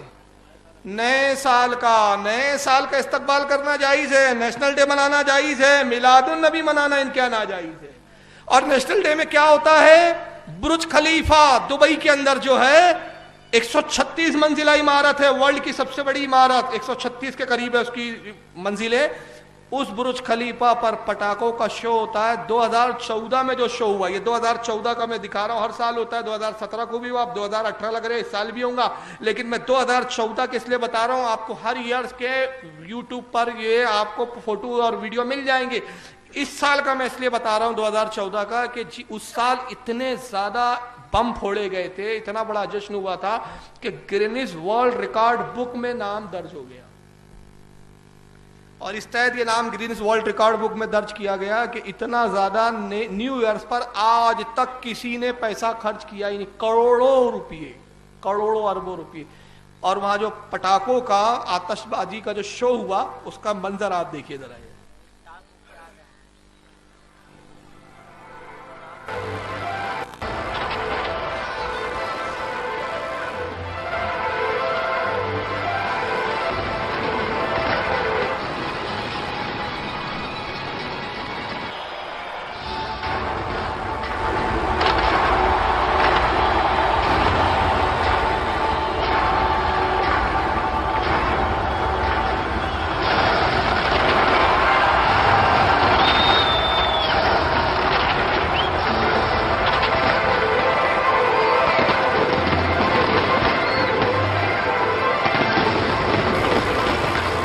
क्या किसी नजदी मौलाना ने इस पर भी कभी तकरीर की? लेकिन इस पर नहीं बोलेंगे। क्यों? पापी पेट का सवाल है, उनके खिलाफ बोलेंगे। आकाओं की खैरात, सदकात, सकात बंद हो जाएंगी। अच्छा चलिए अब और आगे बढ़िए। इस साल 2017 को जो नेशनल डे मनाया सऊदीया ने, बाकायदा एक जगह जमा होके हजारों करोड़ों रुपए की बंदूकें जमा करके, हजारों करोड़ों रुपए सिर्फ इस पे सर्फ हो गए कि खुशी के अंदर बंदूक की गोलियां छोड़ी गई। जरा ये भी मंजर देख लीजिए।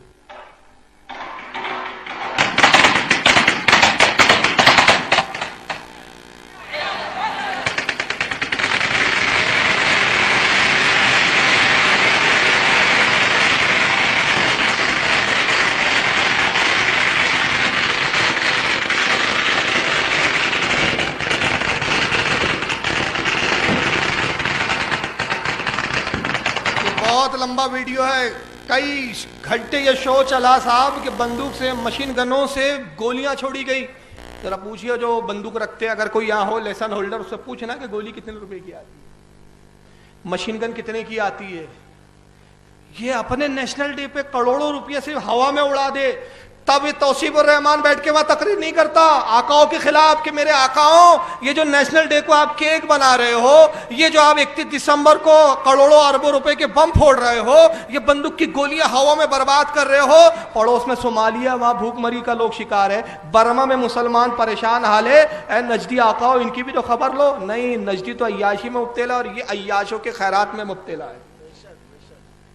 ان کو صرف میلاد النبی, غریب مسکین سنی مسلمان آپس میں روپیہ جمع کر کے اپنے نبی کی یاد میں اگر جشن مناتے ہیں تو وہاں یہ سب ان کو بدعتیں نظر آتی ہے. اور ایک آخری چیز ایسا دکھا رہا ہوں, توصیف الرحمان کو چیلنج کر رہا ہوں, اگر تو اپنے باپ کی اوریجنل اولاد ہے تو جس شد و مت کے ساتھ وہ پاکستان کے گمنام بابا, اس کا نام بھی نہیں لیا اس منوس نے, اس گمنام بابا کے 70 کی جو ہے فٹ کیک کا تو نہیں مخالفت کی, اگر تو واقعی سچا اور ہمت ہے تو اپنے باپ کنگ عبداللہ کی مخالفت کر کے دکھا, جو میں منظر ابھی دکھا رہا ہوں. اور چیلنج کر رہا ہوں کہ اگر کوئی مائی کا لال اس کو جھٹلانا چاہے تو مجھ سے مل لے. آئیے میں ایک چیز دکھاتا ہوں آپ کو, یہ ہے کنگ عبداللہ, دکھ رہے ہیں, سعودیہ کے ابھی بھی بادشاہ تھے, اسی سال مرے, 1 سال انہیں کو آ گیا. انہوں نے جناب نے 2014 میں اپنی بیٹی کا نکاح کیا. کس کا نکاح کیا؟ بیٹی کا. یہ ذرا کیا ہوا اس نکاح میں؟ دنیا کی سب سے مہنگی شادی. گرینس ورلڈ ریکارڈ بک میں یہ کہہ کر درج کیا گیا کہ دنیا میں آج تک اتنی مہنگی شادی کسی نے کیا ہی نہیں. کنگ عبداللہ صاحب نے اس شادی میں کیا تماشے کیے, یہ ان کی صاحبزادی ہے.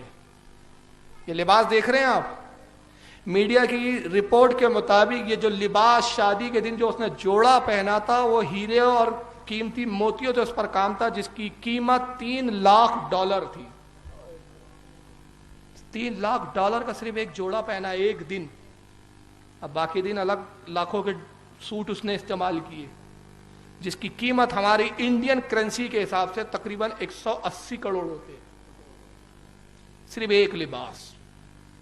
جب 2014 میں یہ نکاح ہو رہا تھا, توصیف الرحمان کو اس وقت غریب مسکین یاد نہیں آیا. انہوں نے نہیں کہا عبداللہ بابا جی اپنی بیٹی کو $3 لاکھ کا سوٹ پہنا رہے ہو, صومالیہ کے غریب یاد نہیں آ رہے ہیں, تم کو پاکستان کے غربا یاد نہیں آ رہے, وہاں پیسہ بھیج دو, ان کی مدد ہو جائیں گی. تب نہیں بولے. کیوں بولیں گے؟ آقا جوتے مار کے سعودیہ سے بھی نکال لیں گا, زکات خیرات بھی بند ہو جائیں گی. آگے تماشا دیکھیے, ایک سونے کا باتھ روم بنا کر دیا کنگ عبداللہ نے اپنی بیٹی کو نکاح. اس میں کائے کا سونا ہگری تھی کیا وہ؟ اتنی عیاشی کسی نے کیا ہے آج تک؟ یہ دیکھیے, اور اس کا نام رکھا گیا, میڈیا نے اس کا نام دیا, اس میں نام ہی اس پہ کدا ہوا ہے, گولڈن ٹوائلٹ. میں نہیں کہہ رہا, انہوں نے نام دیا ہے بھائی, گولڈن ٹوائلٹ, جس کے اندر یہاں تک کہ وہ ہگنے کی بھی جو سیٹ بنی ہوئی تھی نا, کیا بولتے ہیں اس کو بھائی آپ کو انگلش میں, ویسٹرن وہ ہوتا ہے, ارے جو ہے بھائی ریئلٹی, وہ بھی ہگتی ہے, خاکی ہگتی ہے, بدبوداری ہگتی ہے, چاہے سونے پہ ہگے یا چاندی پہ ہگے, بدبو تو بدبو ہی آئیں گی. لیکن دیکھو عیاشی کا عالم دیکھو, تب یہ ملاؤں کی زبانیں چپ رہتی ہے, تب یہ زبانیں نہیں کھلتی, لیکن جیسی آقا کے نام پر تم تھوڑا سا بھی خرچ کرو تو یہ اسراف, فضول خرچی, غریب مسکین, بیوائیں, یتیم سب یاد آنے لگتے ہیں. گولڈن باتھ روم بنایا, سونے کے لوٹے, سونے کے نل, سونے کی ہگنے کی سیٹ, $200 کروڑ اس پہ خرچ ہوئے. کتنے؟ $200 کروڑ. $60 چل رہا ہے ابھی, 60 سے ملٹی پلائی کر دینا, آپ جا کے دیکھ لینا کتنے ڈالر آتے ہیں, کتنے روپے آتے ہیں انڈین کرنسی کے حساب سے. $200 کروڑ کا باتھ روم سونے کا بنا. تو صاحبزادی کیا گلاب ہگری تھی کیا؟ کائی کے لیے, جب تم کو یتیم یاد نہیں آ رہے. اور اپنے داماد کو اس نے کم سے کم 20-25 کاریں دی, اور وہ کاریں بھی اتنی مہنگی مہنگی, اس پر سونے کی نقاشی ہے. دیکھیں گولڈن باتھ روم جس کا مین گیٹ ہے, جو پورا میڈیا نے اس کو شائع کیا. اصل میں نیوز اس لیے نہیں دکھا رہا, نیوز کا ہے, میں نے اس کی آواز ختم کر دی, لیڈیز کی آواز ہے اس کے بیک گراؤنڈ میں جو کامنٹری کر رہی ہے نا, وہ لیڈیز, اس لیے میں نے بند کر دیا اس کا ساؤنڈ. یہ کاریں ہیں صاحب، ایسی 20-25 کاریں دی گئی جہیز میں، تحفے کے طور پر دیا اپنے داماد کو کنگ عبداللہ نے، اس پر ہیرے کے کام، کروڑوں روپے، اربوں روپے، ڈالر کی کاریں تھی. اور ہنی مون کے لیے جب صاحبزادی گئی تو باقاعدہ ایک پرائیویٹ پلین اس نے تحفے میں پیش کیا، جہاز، جس کا انٹیریئر، اس کے اندر کا جو پوری سجاوٹ اندر کی دکھ رہی، یہ بھی سب سونے کے کام کی ہے. دنیا کی سب سے مہنگی شادی، مگر کسی وہابی کے منہ سے ایک بار بھی نہیں نکلا. میں چیلنج کرتا ہوں مولوی توصیف الرحمان، اگر مرد کا بچہ ہے تو جیسے تو وہ بابا جی کے 70 فٹ کیک کی مخالفت کر رہا ہے نا، اپنے بابا جی کی بھی تو مخالفت کر کے دکھا. لیکن اپنے بابا جی کی نہیں کریں گے. پاپی پیٹ کا سوال ہے، نج تیرے ریال کی خیرات ہے، سارا تو تیری خیرات پہ چل رہا ہے. اور اس معاملے میں پھر دیوبندی بھی کچھ کم نہیں ہے صاحب. اب سنیے دیوبندیوں نے کیا کیا.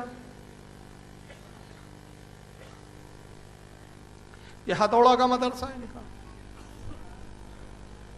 کہاں کا مدرسہ ہے؟ ہتھوڑا یو پی میں ایک علاقہ ہے، یہ باندہ کے قریب. میلاد کے جلوس سے الرجی ہے، اور وہ آپ کے اندور کا بھی جاہل چیخ رہا ہے صحابہ سے ثابت کر کے دکھاؤ، صحابہ سے دکھاؤ. اب میں تجھ سے پوچھ رہا ہوں، اپنے ہتھوڑا کے ملا سے پوچھ کر آنا کہ میلاد کا جلوس تو جائز نہیں ہے، دیوالی مدرسے میں منانا کب سے جائز ہو گیا؟ کون سے صحابہ نے دیوالی منائی تھی؟ ذرا ہم اس صحابی کا نام بھی تو ہم کو بھی تو بتاؤ. اپنے گریبان میں بھی تو جھانکو. اللہ کا کرم ہے ہم اپنے نبی کی میلاد مناتے، یہ تمہاری منوسیت ہے کہ تم غیروں کے تہوار مناتے ہو. یہ ہتھوڑا جس کا مدرسے کا نام ہے جامع عربیہ، باندہ ڈسٹرکٹ میں، وہاں ہر سال دیوالی کا جشن ہوتا ہے، ڈھول بجاتے ہیں. اور وہاں کے جو ملا جی ہیں نا، قاری نجیب ہے اور قاری حسیب ہے، 2 ملا ہے وہاں کے معتمیم. ان کا ایک ملا تھا قاری صدیق، اس کے بیٹے ہیں، یہ ابھی مدرسہ وہ چلاتے ہیں. تو یہ دونوں جو ہے وہ 5-5 ہزار روپیہ انعام دیتے ہیں وہ ناچنے والوں کو. اس کی جھلک دکھا رہا ہوں، میرے پاس پورا لمبا ویڈیو ہے، یہ دیکھیے ذرا.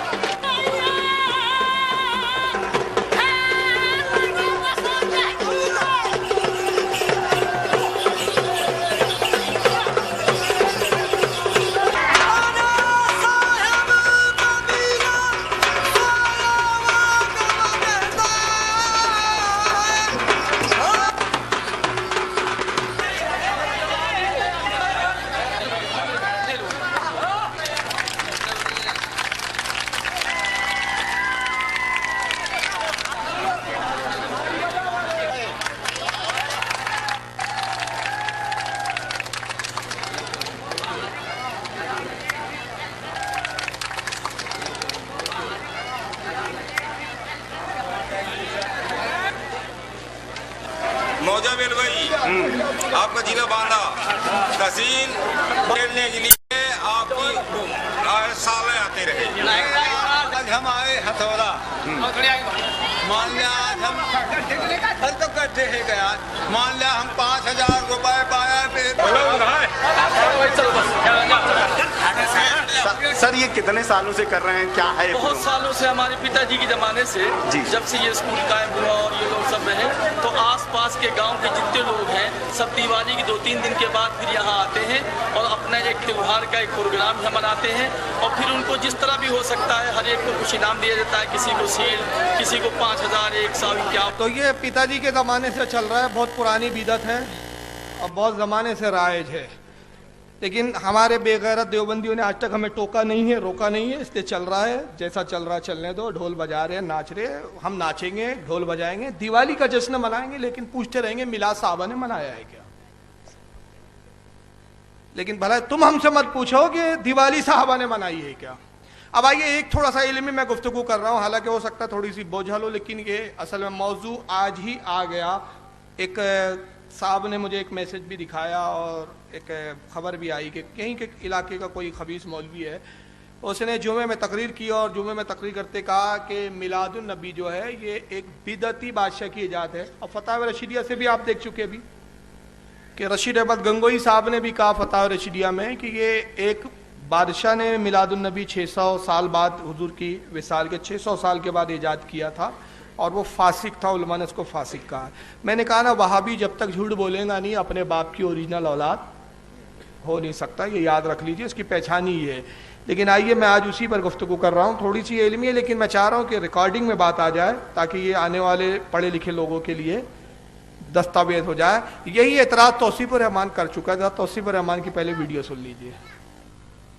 अरबल का बादशाह मलिक मुजफ्फर, सबसे पहले मलिक मुजफ्फर ने मूसल का इलाका अरबल का बादशाह मलिक मुजफ्फर, वो मूसल भी नहीं है वो अरबल भी नहीं है, दोनों लफ्ज गलत बोला उसने, वो है मौसिल और मूसल नहीं है, वो है इरबल। क्या है वो? इरबिल, इरबल नहीं इरबिल। तो वो इरबिल को अरबल बोल रहा है और मौसिल को मूसल बोल रहा है। चलिए बहरहाल उस पर हम नहीं पकड़ करते, बहरहाल जो भी था वो मलिक मुजफ्फर एक बादशाह थे। अब उसके बारे में इनकी राय सुन लीजिए क्या है। सबसे पहले मलिक मुजफ्फर ने ईद मिलादुन नबी की यह बिदअत का आगाज किया। ईद मिलादुन नबी की बुनियाद पर इस टॉपिक पर सबसे पहले लिखे जाने वाली किताब अबुल खत्ताब इब्ने दहिया ने लिखी। ये किताब 7वीं सदी हिजरी के अंदर, इससे पहले जमाना पाक था इस बिदअत से, जमाना पाक था इस बिदअत से। सबसे पहली किताब लिखने वाला अबुल खत्ताब इब्ने दहिया, इसने लिखी किताब मिलादुन नबी पर। जमाना पाक था मतलब ये बिदअत ही पहला है जिसने मिलाद पर किताब लिखी है, पहली बिदअत उसने इजाद की। और मिलादुन नबी का जश्न सबसे पहले किसने मनाया? मलिक मुजफ्फर ने, इरबिल का बादशाह। मौलवी महराज रब्बानी भी क्या कहता है उस बारे में, उसको भी सुन लीजिए।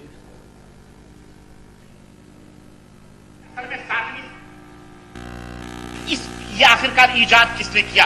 ये असल में 7वीं सदी की ईजाद है। ये 7वीं सदी की ये ईजाद है। 7वीं सदी के अंदर एक शख्स, 7वीं सदी में एक शख्स पैदा हुआ जिसका नाम उमर बिन मोहम्मद अल हसन, जो इब्ने दहिया कलबी अंदलुसी है।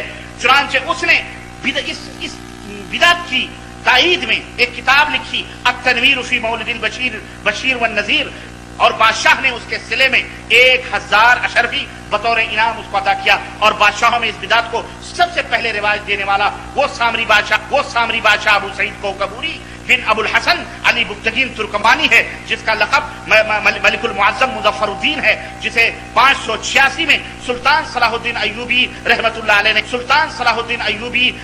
अलैह ने एक इलाक़े अरमल का जो मूसल के करीब है गवर्नर मुकर्रर किया था। लेकिन उस बिदअती खबीस ने इस बिदअत को ईजाद किया और इस तरह से यह उम्मत के अंदर चल निकला। और ये बादशाह जश्न का बड़ा एहतमाम करता था, खुद बनफ्से नफीस इस जश्न में शरीक होकर भाटों को, गवैयों को बुलाकर झींगा मस्ती करता था और खुद भी उसके अंदर झूमता था। चुनांचे शर्म नहीं आती इन वहाबियों को झूठ बोलते हुए, और एक वहाबड़ा झूठ बोलता है तो उसकी पूरी नस्ल झूठ बोलते चलती है। अब किताबों का रत्ती बराबर मुताला होता नहीं है। कहा कि इस बिदअत को सबसे पहले इजाद करने वाला सामरी कौन था मालूम है ना आपको? हजरत मूसा अलैहिस्सलाम का जमाने का वो शख्स जिसने बछड़े को बनाया और जो बनी इस्राइल ने जिसकी पूजा करके शिरक किया था, वो सामरी से उसकी मिसाल दे रहा, तशबीह दे रहा है। कहा ये पहला सामरी बिदअती बादशाह था मलिक मुजफ्फर, जिसने इस बिदअत को इजाद किया। खूब जश्न मनाता था और खूब धुमा मस्ती करता था उसने। आइए मैं बताता हूँ, उलमा इकराम ने ना इसको बिदअती कहा ना इसकी बुराई की, बल्कि मलिक मुजफ्फर की तारीफें की है। और मलिक मुजफ्फर कौन थे इन वाबड़ों को पता भी नहीं है कौन थे। एक मुल्ला ने बोल दिया, सारे मुल्ला उसी को लेके घोटते हैं। मैं बताता हूं कौन है, जरा सुन लीजिए। मलिक मुजफ्फर जिसका पूरा नाम है अबू सईद बिन ज़ैनुद्दीन अली। ज़ैनुद्दीन ये बादशाह थे इरबिल के या अरबल के। उनका जब इंतकाल हुआ, उनके इंतकाल के बाद 586 हिजरी में सलाहुद्दीन अय्यूबी, सुल्तान सलाहुद्दीन अय्यूबी फातेह बैतुल मुक़द्दस, उन्होंने उनके साहबजादे मलिक मुजफ्फर को उस तख्त पर दोबारा बिठाया, बादशाह बनाया। और सिर्फ बादशाह नहीं बनाया बल्कि अपनी बहन भी उनके निकाह में दी। بتائیے اگر ملک مظفر بدعتی ہوتا، سامری بادشاہ تھا، اتنا برا تھا، تو صلاح الدین ایوبی جیسا مجاہد اسلام جس کو ہر فرقہ تعظیم کی نیت سے دیکھتا ہے، ولی کامل مانتا ہے، فاتح بیت المقدس جانتا ہے، کیا اپنی بیٹی ایسے بدعتی کے نکاح میں دیتے؟ ہرگز نہیں۔ پھر آگے سنیے، ملک مظفر کا انتقال ہوا 630 ہجری میں، اور کہاں دفن ہوا یہ معلوم ہے آپ کو؟ ان کا مدفون سن کر ہی آپ سمجھ جائیں گے کہ اللہ کی بارگاہ میں کتنے مقبول تھے۔ مولا کائنات حضرت علی کی قبر کے پہلو میں ان کو نجف اشرف میں دفن کیا گیا۔ اب یہ تھے ملک مظفر۔ ان کے بارے میں ائمہ کی رائے کیا ہے؟ ذرا آئیے، امام ابو العباس شمس الدین احمد بن محمد بن ابی بکر بن خلقان، یہ بہت بڑے مورخ اور محدث گزرے، ان کا انتقال 681 ہجری میں ہوا۔ یہ اپنی کتاب وفیات العیان جلد نمبر 3 صفحہ 539 پر ملک مظفر کے بارے میں بیان کرتے ہیں، کہتے ہیں الملک المظفر شدید المیل الی اہل سنت والجماع، کہتے ہیں کہ سلطان ملک مظفر متصلب سنی اہل سنت و جماعت سے، متصلب سنی یعنی کٹر ٹن ٹناٹن سنی تھے۔ تو جو کٹر سنی ہوتا ہے وہ بدعتی ہوتا ہے یا وہ ایک سچا اور حقیقی مسلمان ہوتا ہے؟ یہ ابن خلقان ان کی تعریف بیان کر رہے ہیں، اور آگے کہتے ہیں وقانا کریم الاخلاق، اور ان کا ایک اخلاق بہت اعلیٰ درجے کا تھا، وقصیر التواضع، اور تواضع کرنے والے تھے، انکساری اور عاجزی کرنے والے تھے، وحسن العقیدہ، ان کا عقیدہ بڑا نہایتی عمدہ اور اعلیٰ تھا۔ تو اب ابن خلقان غلط کہہ رہے ہیں کہ یہ ملا جی غلط کہہ رہے ہیں؟ یہ محدثین کی رائے ہے۔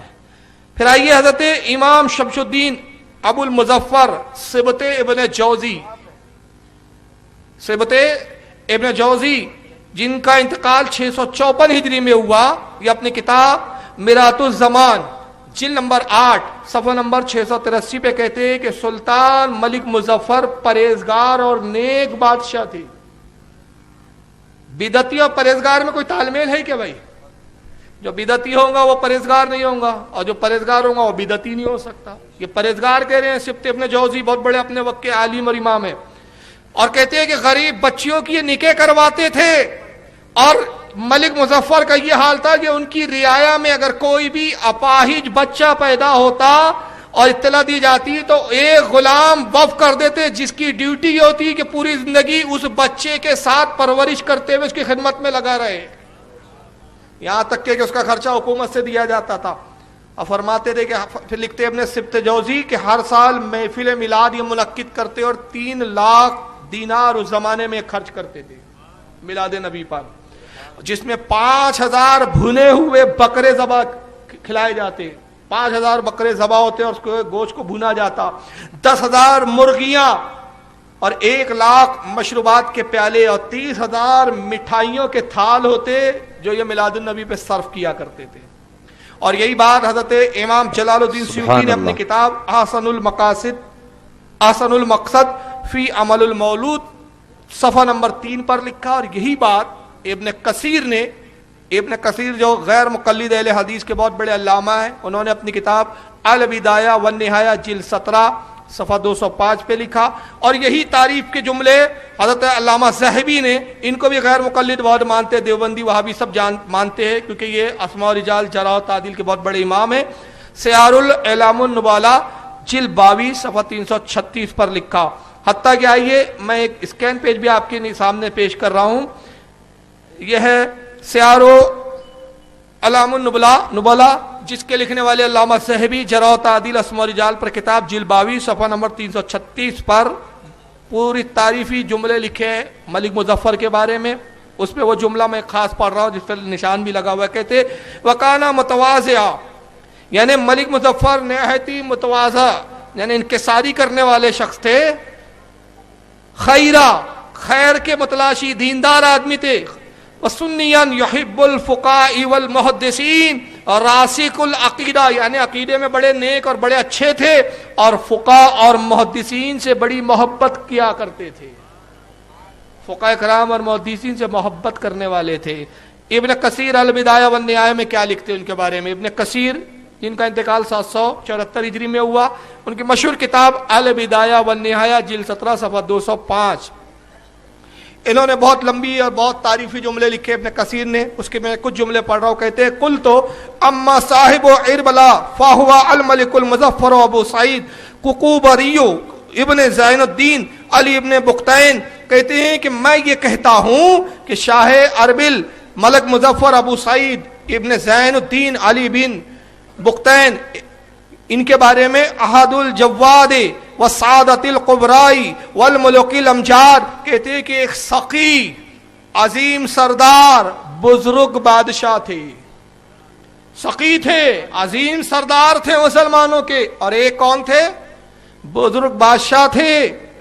لہو آثار حسنہ، جنہوں نے بڑی بہترین یادگاریں چھوڑی ہے. وقان مع ذلک شحما شجاعا وبطولا عاقلا عالما عادلا رحم اللہ تعالی. کہتے ہیں کہ ان کا حال یہ تھا کہ نہایت ہی بہادر، دلیر، جنگجو، عقل مند، عالم. عالم بھی لکھا ہے ان کو، عالم بھی تھے، بہادر بھی تھے، جنگجو بھی تھے، دلیر بھی تھے، عادل بھی تھے. اور پھر کیا کہا؟ رحم اللہ تعالی، اللہ کا رحم ان پر. بتائیے رحمت اللہ علیہ یہ بدعتی کو کہا جاتا ہے کہ ولیوں کو کہا جاتا ہے؟ ابن کثیر کے نزدیک اللہ کے ولی ہے، اور یہ ابن کثیر کے ماننے کا دعویٰ کرتے اور کہتے بدعتی تھے، یہ تھے اور وہ تھے اور ایسے تھے. تو جتنے بھی محدثین ہیں سب نے الملک مظفر ان کی تعریف کی ہے، بلکہ ان کے بارے میں ابن کثیر پھر آگے ایک واقعہ بیان کرتے ہیں کہ ان کی بیوی جو تھی ایک مرتبہ ان سے کہتی ہے ملک مظفر سے کہ یہ صرف ایک معمولی لباس پہنا کرتے تھے اور کئی مہینہ بلکہ ایک سال ایک ہی لباس میں گزار دیتے تھے. اور جب میلاد کی بات آتی تو کتنا خرچ کرتے تھے؟ 3 لاکھ دینار، بکرے، مرغیاں، مٹھائیاں، مگر اپنی ذات کے لیے صرف ایک کرتا.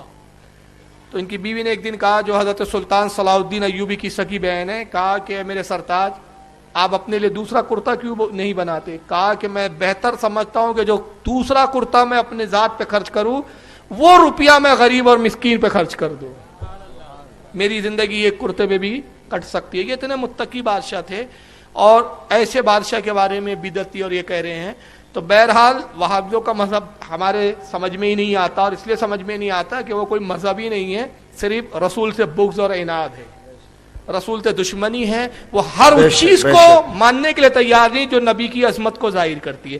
ہم کہتے ہیں رسول اللہ کو علم تھا، بتائیے حضور کی اس میں عظمت ہے کہ حضور کی توہین ہے؟ یہ کہتے نہیں، نبی کو علم غیب بھی نہیں تھا.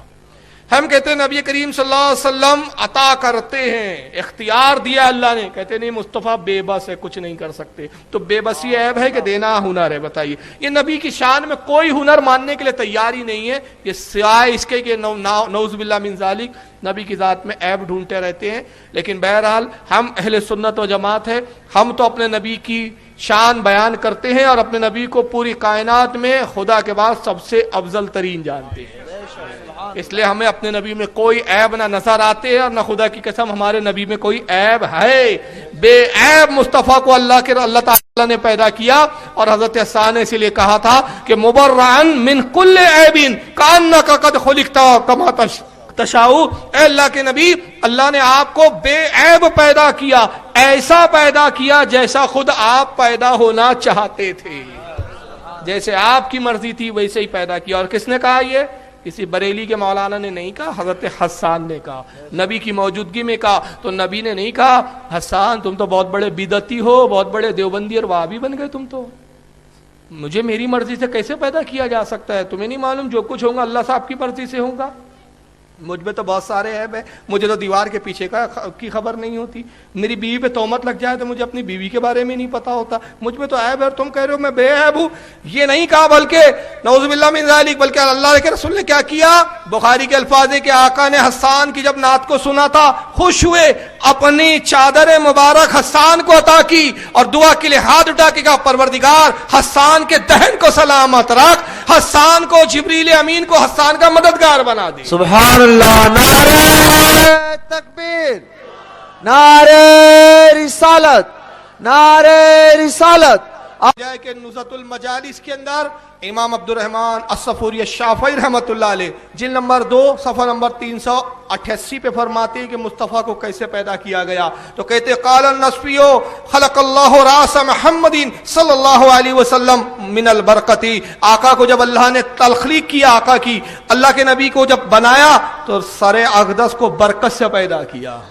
وَعَيْنِهِ مِنَ الْحَيَاءِ، اور اللہ کے رسول کی آنکھوں کو اللہ نے جب بنایا تو آنکھوں کو حیا سے پیدا کیا. وَأُذْنَهِ مِنَ الْغَيْرَةِ، آقا صلی اللہ علیہ وسلم کے کانوں کو غیرت سے بنایا. وَلِسَانَهُ مِنَ الذِّكْرِ، نبی کریم کی زبان مبارک کو ذکر سے پیدا کیا. وَشَفَائِتِهِ مِنَ التَّسْبِيحِ، نبی کے لب مبارک کو تسبیح سے پیدا کیا. وَوَجْهُ مِنَ الرِّضَاءِ، سرکار کے چہرے کو اپنی رضا سے پیدا کیا. وَصِدْرَهُ مِنَ الْأَخْلَاصِ، نبی کے سینہ مبارک کو اخلاص سے پیدا کیا، اخلاص سے پیدا کیا. وَقَلْبَهُ مِنَ الرَّحْمَةِ، نبی کے قلب مبارک کو اپنی رحمت سے بنایا.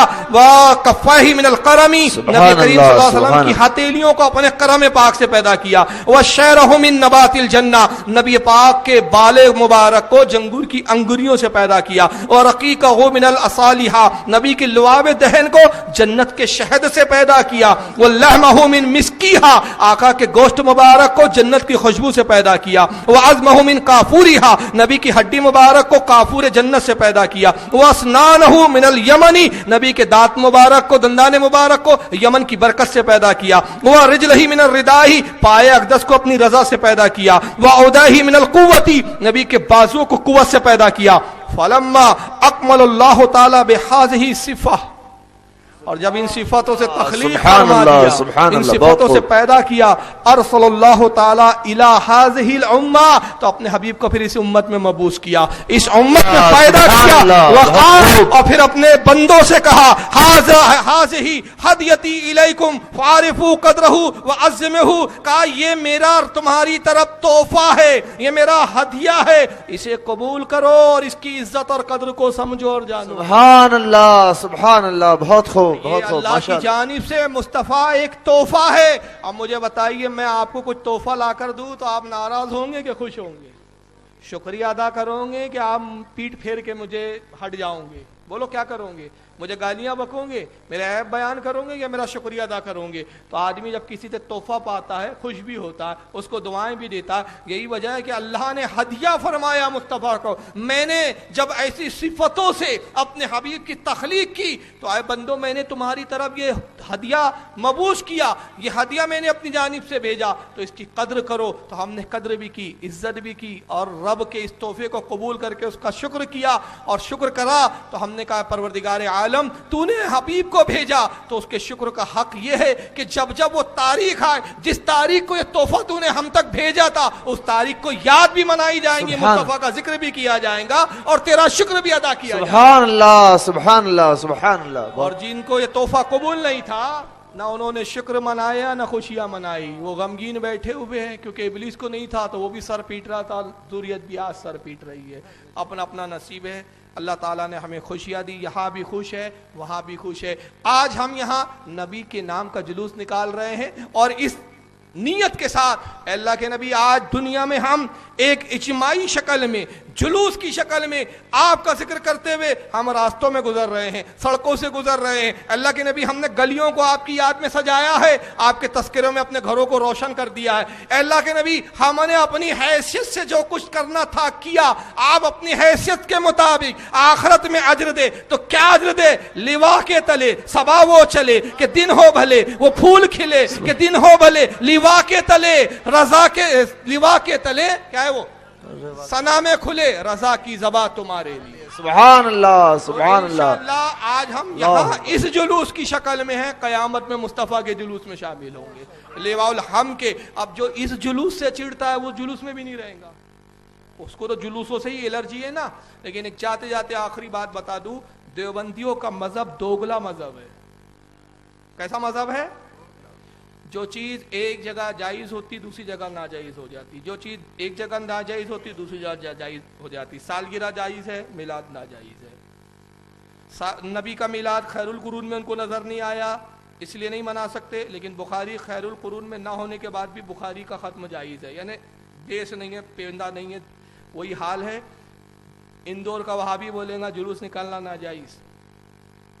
बम्बई का वहाबी बोलेगा जुलूस निकालना नाजायज, नागपुर का वहाबी बोलता है जुलूस निकालना जायज है, लेकिन जैसे कानपुर जाओ तो वहां का वहाबी बोलता है जायज। आप वो सोचोगे यार कानपुर के वहाबियों को क्या हो गया, वो क्या वहाबी नहीं वहाबी है। असल में वहां इसलिए जायज हो जाता है कि उस जुलूस की क़यादत असद मदनी करता है। कौन करता है? असद मदनी। तो क्यों करता है? वो इसलिए नहीं करता कि मिलाद मनाना उसके लिए बहुत खुशी का सबब है।